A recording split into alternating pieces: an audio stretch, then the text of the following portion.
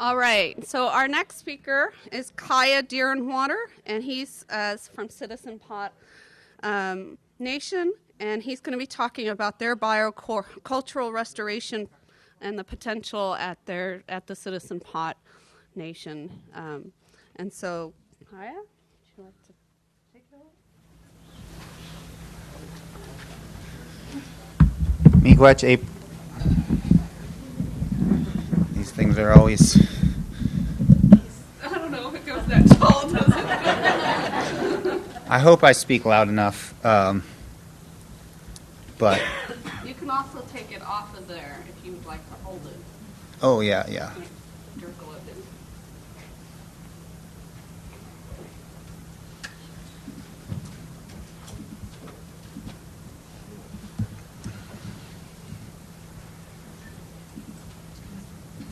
Okay.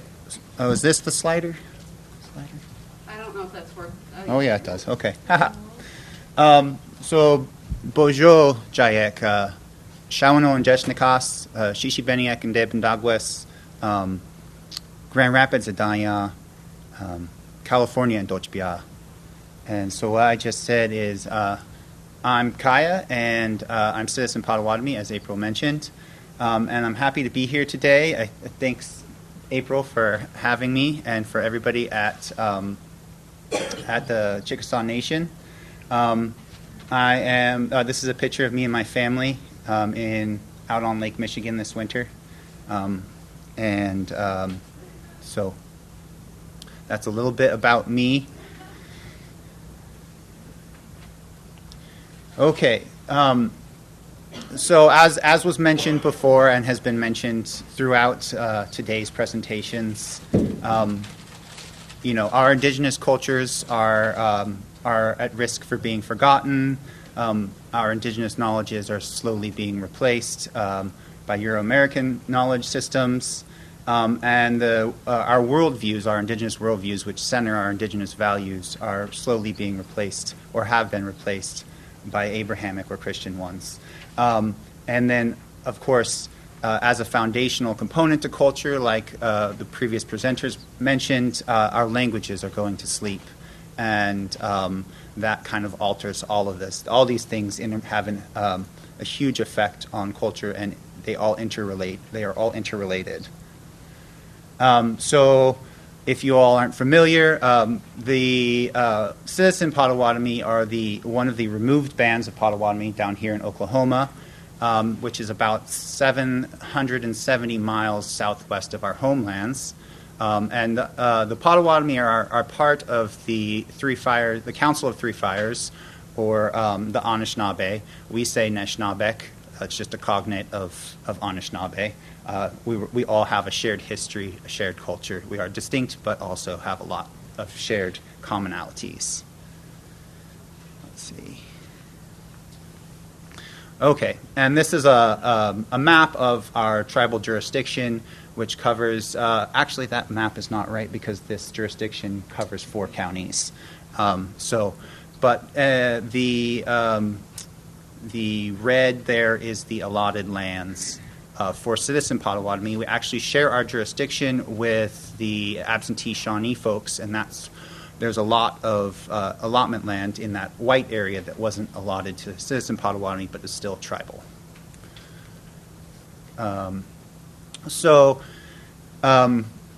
Why are indigenous knowledge is important? And I use the word indigenous knowledge in place of traditional ecological knowledge for personal reasons, and because it has a certain antiquity to it.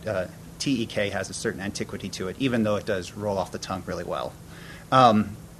So they start with gratitude and reciprocity. Our original instructions, like was mentioned in this previously, we are seeing our plant relatives or animal relatives as elders and need to be consulted with. It helps us connect to land and culture, and it's it's one of the ways we can heal from long histories of colonization and oppression. And then lastly, for tribal sovereignty, plant knowledge helps increase food sovereignty, public health, resilience, and all of that. of course, climate change. Can't forget about climate change at a climate change conference. So this presentation is based on my master's research, and my main question is, what is the current and historical traditional plant knowledge of the citizen Potawatomi people, and how does it relate to the plants of the Great Lakes? Next. Okay. And so I have a couple different arms of my research, or components to my research. In the ethnographic category, I did some interviews, I did a community questionnaire, and I conducted archival research. And then to kind of put that on the land, I did botanical surveys as well on tribal lands. And so the limitations within my research are definitely that, we are, because of all of the history, we are dealing with only few elders, a little bit of knowledge, and so forth. So here's kind of like the 4 buckets that my data collection are fit into.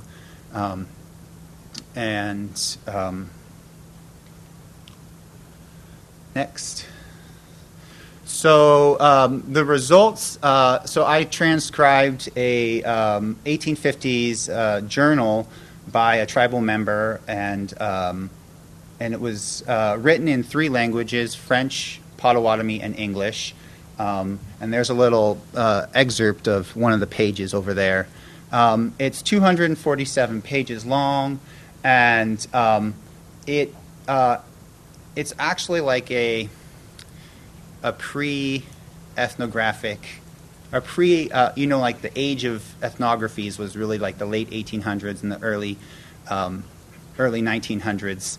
But this individual, Joseph Napoleon Bursaw, he kind of straddled both worlds. He walked in both worlds. He was a medical doctor and interpreter, but he spoke all the languages, and he had ties with the elders in the community, but he also had ties with the medical establishments in the United States. So there's 31 different names that are assigned to various medicinal recipes, and so it actually has quite a large set of people that contributed to this journal. It's not just his; it's everybody's. And then there's 191 unique treatments with, recipes varying in length from 1 ingredient to 20 different ingredients. Next. Okay, and so when those plants that are mentioned in the journal are analyzed for our tribal jurisdiction, only 15% of them occur within our tribal jurisdiction. So not a whole lot. It kind of would be expected, considering that Oklahoma is pretty far from the Great Lakes, and so that comes down to about 40 plants. And the rest of the plants, there is a subset of plants that are found in mostly eastern Oklahoma and northeastern Oklahoma, and then the rest of the plants aren't found in anywhere near Oklahoma. So that was the breakdown for the archival component, and this is the breakdown for the elder interviews. The most mentioned subject was foraging, and then gardening, and then harvesting wild medicine, and going down the list. It's interesting that land management wasn't really mentioned at all, because I think that might just be a construct of the way I did the interviews, because I think it's kind of land management's kind of built into all the other things. So that's just a little analysis. Next. So I did a community survey at our annual gathering each summer, And 5 plants kind of stood out as plants that everybody kind of knew of, food plants specifically. They are wild strawberry, wild blackberry, wild rice, of course. The folks from Glyphwick mentioned the importance of wild rice and how culturally we depend on it so heavily. What I thought was interesting, and then wild onions and pecans or walnuts. And what I thought interesting is, of course, in Oklahoma, everybody has eaten pecans and walnuts. Next. So this is another question. The questionnaire was 31 questions long, so I just did a little sampling because I had 20 minutes to talk about. So corn, well, really the 3 sisters, corn, beans, and squash, were mentioned as the most important food that community members consumed. But then wild rice and berries were also most important components of the foodways, and specifically mentioned. I didn't put it here, but it's specifically mentioned that strawberries are of key importance to people. Okay, and so the last component of my research was the vegetation surveys, where I went out on tribal lands and surveyed the vegetation for culturally significant plants. And I broke them into 4 categories based on physiographic qualities. We have riparian, woodland, prairie or grassland, and wetland. And within each of these, I surveyed 5 different parcels, and each parcel had 10 replicates. And so there was about 4,000 plants that are known to occur within this area, and again, my sampling only came back with 40 culturally significant plants. So I think between the archival component, the community component, and the land-based component, it's pretty clear we are working with a small subset of our culturally significant plants here in Oklahoma. Let's see, next. So, thank you.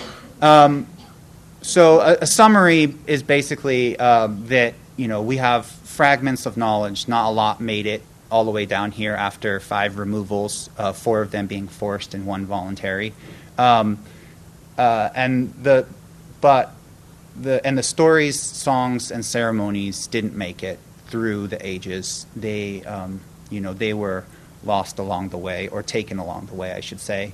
The thing that I found interesting was that people do know of culturally significant plants. The average citizen does know what's important, and they just don't have access to the full range of skills or set of knowledge that would allow them to consume or eat or harvest, those plants, use those plants in the way that we traditionally would have. And then another interesting thing to my research, and this was mostly through the interviews, is people have adapted and have local plant knowledge, general local plant knowledge about Oklahoma, about seasons, but that's not necessarily like unique to indigenous communities. That's just knowledge that everyone living here in Oklahoma knows of, or many people, non-tribal members, tribal members, newcomers, everybody. And that intergenerational knowledge has shifted the way that they see the world. So that there is a little bit of local knowledge that has made a dent in the overall knowledge that Citizen Potawatomi folks know of.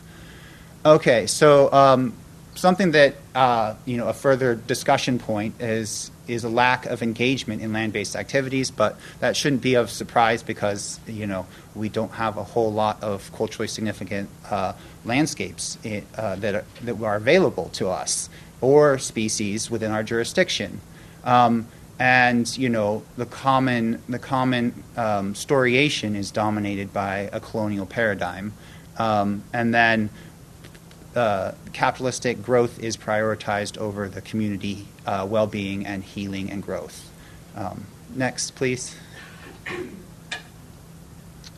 So, and then again, this is where I found these knowledge sources to be coming from, in terms of how people are informed about plants and the land, and mostly scientific knowledge from governmental agencies.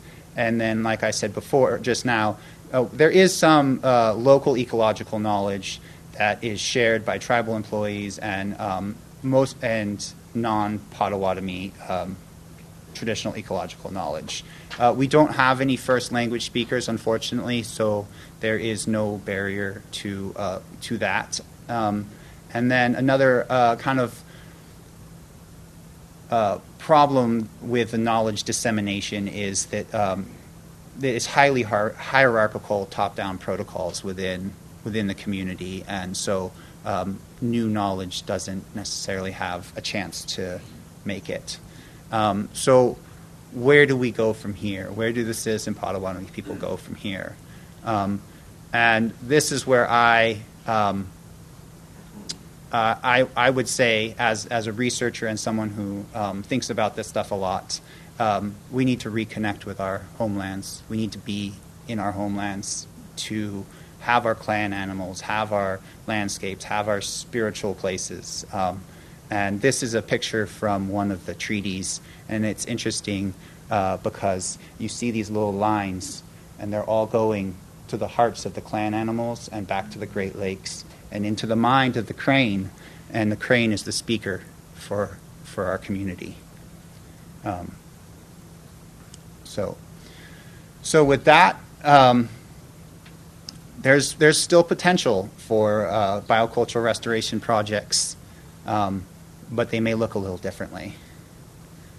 One of them is something that my advisor and I worked on, Potawatomi Plant Knowledge Protection Network. And we held a meeting in Ontario at the annual gathering. Citizens from all 10 bands broke into groups to discuss their community problems and solutions to those problems.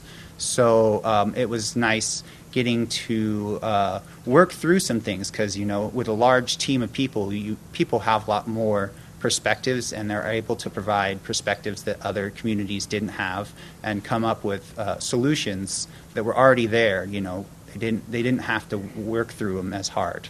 But the main takeaway is that people in general need to work harder or put more effort into building relationships with many different people, not just tribal members, all different agencies, and form networks of relationships to have knowledge retention and access to the land. Because, as tribal peoples, even though we have our reservations in our areas, our actual control over the landscapes is very small. The footprint of that is very small compared to the actual reservation boundaries, at least as far as I have seen. Like Rob and Robin were mentioning, wild rice is extremely important, and so it's a foundational component of our culture, and so much so that we would cease to exist if we didn't have access to it. And so for citizen Potawatomi folks, it is of utmost importance that we focus on reacquiring, regaining, building relationships to have that knowledge in our community again. And it will take a lot of work, but I think that it will have a lot of positive impacts. Next. Another one that is of crucial cultural importance is the sugar maple, Ninnetook. And you can see the range here. Oklahoma, is somewhere down here. There is a little bit of maple here, but the climate's not right for the sap to run. In the Wichitas, there's a canyon that has beautiful maples. But so this is kind of the opposite. This is the beginning of our year. When the sap runs is when we say that we have a new year, and when the winter ends. And so the wild rice and the maple kind of open and close the year. So it's kind of an easy, like cultural keystone species to work on for us. And because it's such a cultural keystone species for all Anishinaabe people, there is a lot of opportunity from other communities if we put the effort forward to build those relationships. Next. Anip or white elm, that's another one, along with black ash that we make our baskets from. And this is one that is the knowledge that it takes to make these baskets provides not only the baskets themselves, which can be sold for money, but they can also be provided for feasts and for elders and for all different types of cultural activities. And then it gets Native people out on the land too, harvesting harvesting anip, the bark. And not only that, but it is also important because it's one of our lodge coverings, one of the species that we make our dwellings from. Can you go back to the maple? Another thing about maple is in all stages of its life it provides for us. It has gifts from the very moment that the seed hits the ground to the ashes from our firewood being used to make corn. All along the way in its life, every stage it's useful and provides things for us. And so we should be watching out for it in the ways that we can and giving back in the ways that we can. Okay, next. So this is just a thing that I like that I found on success, some strategy or some criteria for successful biocultural restoration projects. The community obviously has to be involved and has to be driven mainly by the community, as was mentioned by the Glyphwick folks. And it has to be specific to a site issue or species, like a relationship to a species. That the projects are kind of smaller in scope because they are built for one project in mind, a specific project. And then something that the presenter earlier today touched on that kind of is similar to this is that it's not just like consultation at one phase and then at the end and dissemination. Like you need consultation throughout the whole process at every phase in the project. It has to be community driven.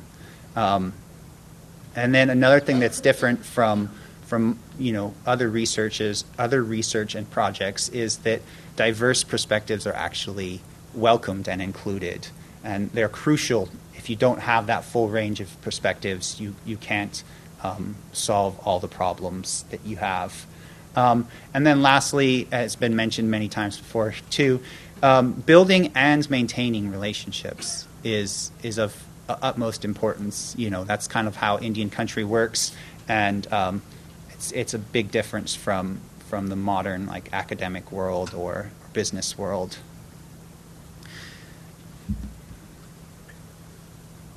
Okay, and here's another graphic that I find very useful as a tool to think about our indigenous knowledge and our food and what happens to our culture when we don't have access to and aren't on the land.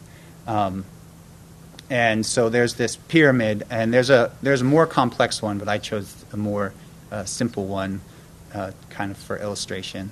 And it starts way down at the bottom with our indigenous, our original instructions. That's our foundation. And then it goes to the tool making. That's something that often gets lost along the way as we replace technologies with we replace our indigenous technologies with modern conveniences.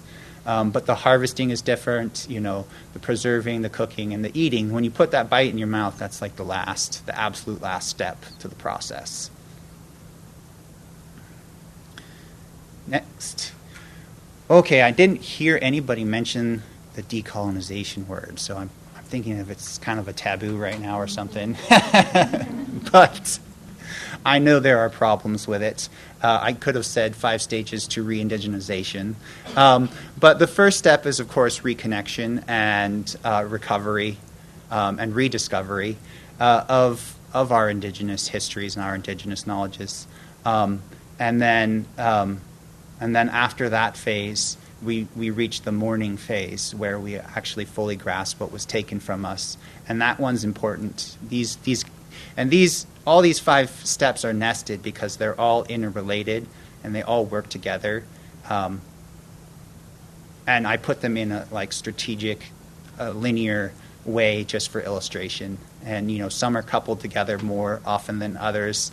But this model was actually taken from a Hawaiian individual, Poki Lanui, and he came up with this model. So the next stage is the dreaming phase, and that's where we reach our full range of possibilities for our indigenous futures. And we are able to see every opportunity, and this one cannot be rushed because when it is rushed, it's like a premature baby, like it's not as strong if it comes out too early.